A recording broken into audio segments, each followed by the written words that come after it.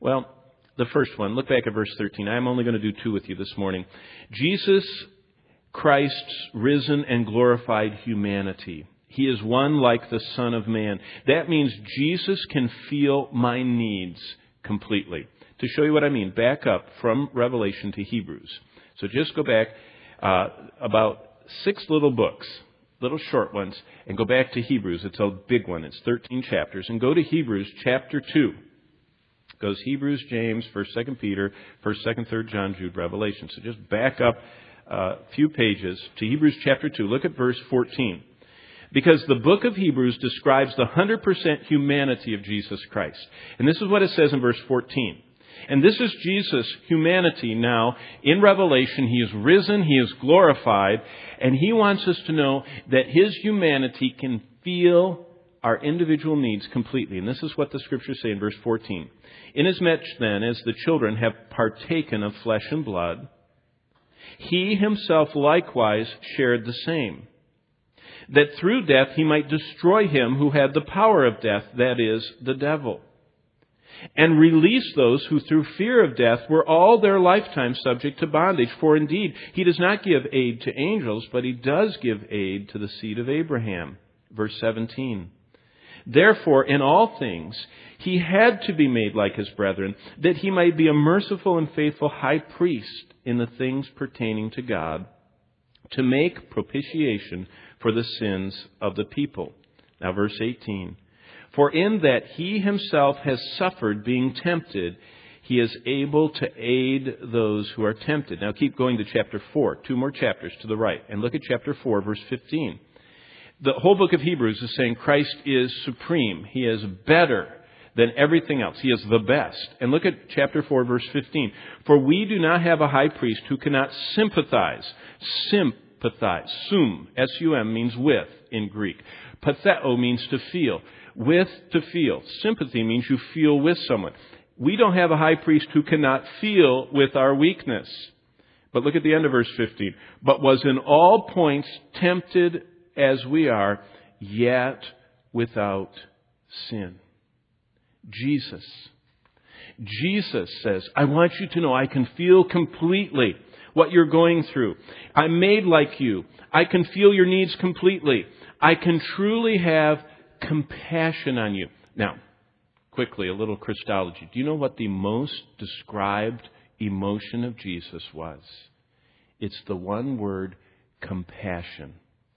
Jesus, as He's described in the 89 chapters of the Gospels, Matthew, Mark, Luke, and John, most often, whenever there's a description of Him, it doesn't say He was tall and dark and handsome. You know what it most often says? He was moved or filled or taken with compassion. Now, the word compassion is a very interesting word, and all of you have felt it, because the Greek word for compassion is the word splanknoi. Now, splanknoi literally means intestines. Now you go, whoa, what intestines? Jesus intestines for me? That's great if I have colon cancer or something, but what is going on? No, have you ever been driving along and had a dad like I love to do? I always know where those little places in the road are. And if you just speed up a little bit, the car goes woo and comes right off just a little bit up on the springs, maybe a little bit off the ground if you're going a little too fast, and it goes woo like that. And then it comes back down, and everyone has that feeling right here.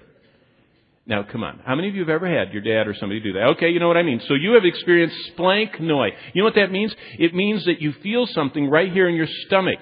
And it's that feeling that you get. Now, we can get that. It's also called a visceral response. We can get that when we are angry at something or when we're elated at something. We get that feeling right here in our stomach. Now, look what it says right here. Jesus was in all points tempted like we are, yet without sin. And look what it says. He sympathizes. He feels with us. What does He feel with us? He feels compassion. Jesus Christ is literally moved. He is human. He has a human body. He is moved in His splanknoi. He is moved in His innermost being for what we're going through. It says in Matthew 20, verse 34, Jesus had compassion and touched their eyes. That's when the blind came to Him and they said, Lord, Son of David, have mercy on us. So what did He do? Did He do a clinical ophthalmological examination? No. He had compassion. He felt for them. He thought it must be horrible, just scratching your way through life and feeling in the dark. And He reached out and He gave them their sight back. It says in Mark chapter 6, verse 34, "And Jesus, when He came out, saw a great multitude and was moved with compassion because they were like sheep not having a shepherd." So what does Jesus do now? If Jesus, while He was on earth, was most characterized by having splanknoi, by having compassion, what does He do now? Well, remember, when John saw Jesus in Revelation 1:13, he was in the midst of the 7 lampstands. He was like the Son of Man. He saw Jesus with His church, with us as believers, His born-again saints. That means Jesus is here this morning, and He's here as the Son of Man. And Jesus is checking our hearts to see if we came to church cleaned up and prepared to seek Him. He comes to see if we're spiritually cold or if we came with a fervent first love for Him. But anyone during His earthly ministry that didn't feel like they were how they wanted to be, felt if they reached out to Him, if they yelled to Him, if they were blind and didn't know where He was, and says, "Jesus, Jesus, we're over here. We can't see You, but we're blind." Like, remember Bartimaeus and his buddy? They felt Jesus would come to them. Jesus was approachable. A woman with blood, a leper, a dad with a dying daughter, someone with a sick servant. Jesus had compassion. So the question is this morning, are you weak? Are you just barely holding on in your Christian life? Jesus can feel that. He has compassion.